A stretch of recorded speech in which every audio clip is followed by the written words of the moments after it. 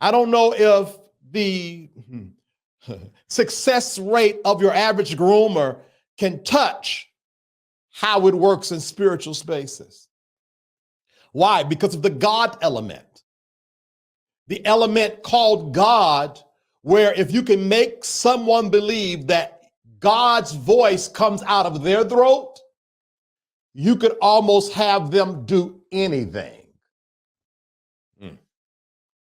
And that is the detriment of connecting with people whose hearts are not pure, because you believe them as the voice of God and they got you.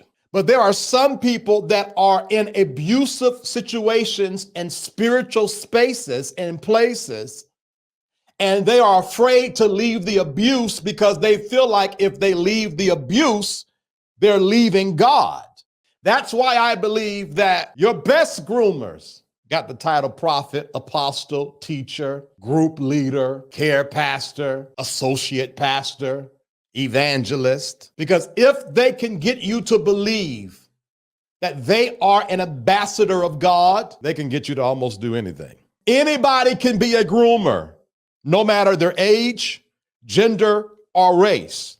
In adult relationships, grooming behavior can be anything from excessive compliments and gifts to inappropriate touching or pressuring someone into something they don't want to do. So how it works in a spiritual space is, I just see there's something about you. You need to be mentored. You need a spiritual father. You got a gift and an anointing, but there's something you need to come up under my covering.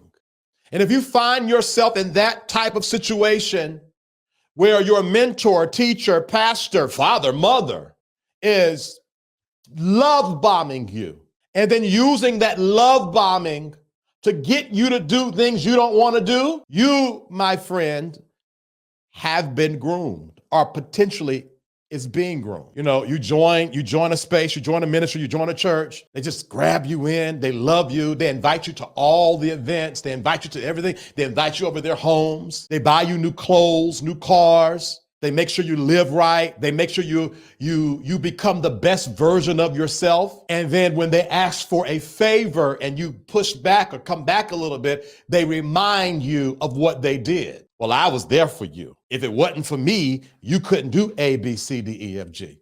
And now, consciously or subconsciously, you feel obligated to give in, especially because we're talking about spiritual spaces, when the person is the voice of God in your life. I tell people in my spiritual community, there should not be a voice louder than your voice when it comes to hearing from the divine. I don't care who prophet so-and-so is. What is your source saying to you? What is your God saying to you about you? Watch ministries, watch organizations who have a voice, the main voice, the only voice, because that is a breeding ground for grooming. Watch spaces where they do not teach you how to hear God, your source, your energy, the universe, wherever you pull from for yourself. If the rhetoric is always come to me, come to me, come to me, there is a strong potential that grooming can be in that space. Did you hear me? If you are part of any organization where you are not being empowered, you're only being taught about the power of something or someone else, you are putting yourself in a space to be groomed or exploited. You want to check the motive of anybody you follow? Look for the level of empowerment.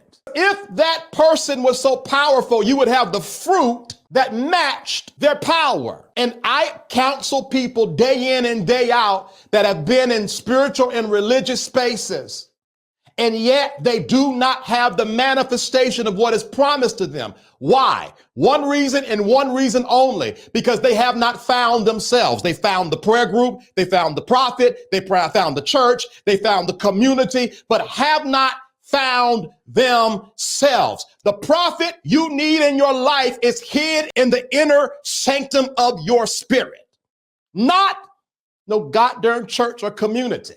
Anything that causes you to have to reach outside of yourself to find your God, your source, your message, your universe, your energy is a lie, is a farce. It is set up to get you to submit to that person, place, or thing's program, agenda, voice, word, pocket, self-esteem. Because a lot of these people, I'm done. Y'all don't comment no more on that, please. But there is this hyperfixation for some people when it comes to sexuality and what people are doing in the bedroom. And let me say this as a freebie. If that person always preaching on sex, always preaching against homosexuality, always preaching against molestation, watch. Red flag. Did y'all hear what I said? We got to stop shaming people who come out and confess sexual molestation, sexual abuse, grooming, especially when it's man on man. There's such a cloud over homosexuality, specifically in spiritual spaces, that it is challenging to come out and say, Pastor so-and-so did this, prophet so-and-so did this, bishop so-and-so did this. Oh, well, you must be gay. You must enjoy it. And it darn near makes the groomer invincible. I believe the moment the church sets the gay man free is the moment we find out who is truly causing treachery within the four walls. And maybe that's why they don't want the gay man to be free in the church, because their concubines will get set free too. I feel so sorry for these young black gay men in the church that is receiving a message from their God mouthpiece that they are less than. I feel so sorry for young gay black men in the church who, when they walk in the church, they masculine up a little bit, as if God don't like them the way they are. Or like me, they're in love with the church, but they connect with leaders who preach a message that they were never able to live up to. Young man, if you are sleeping with your pastor, it is not going to end well with you. Leave now. Your pastor is not going to sacrifice his church for you. You will be the sacrifice. Young woman, if you're sleeping with your pastor or anybody in that space, any kind of leadership in that space, leave now. I don't care how in love you feel. You will get sacrificed. They're not going to give up their church. They're not going to give up their ministry. And for a lot of these people, their ministry is their money pipeline. You are a concubine. You are, excuse my French, a bucket. And I'm not trying to be mean. I'm trying to wake somebody up so that you don't hurt or harm yourself and blame God for a sorry excuse for a mentor, teacher, prophet, pastor, bishop, apostle.